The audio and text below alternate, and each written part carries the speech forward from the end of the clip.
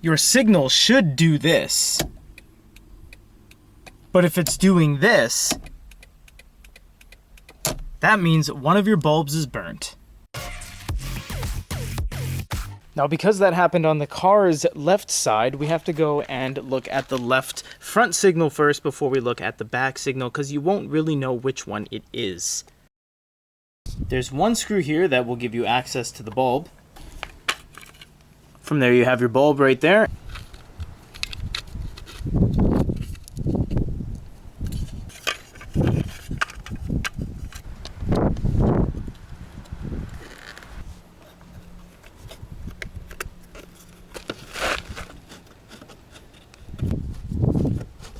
Moving over at the back, we're going to focus on the left side, and because there's no access through the trunk, because it's just basically lined in this felt, you will have to do one screw and two screws.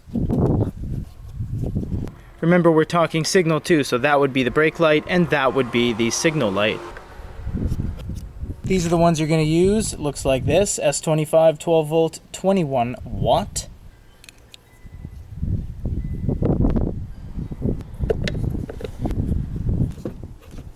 And just for good measure, before you button everything up, check it again. Right, left, left, front, and finally front.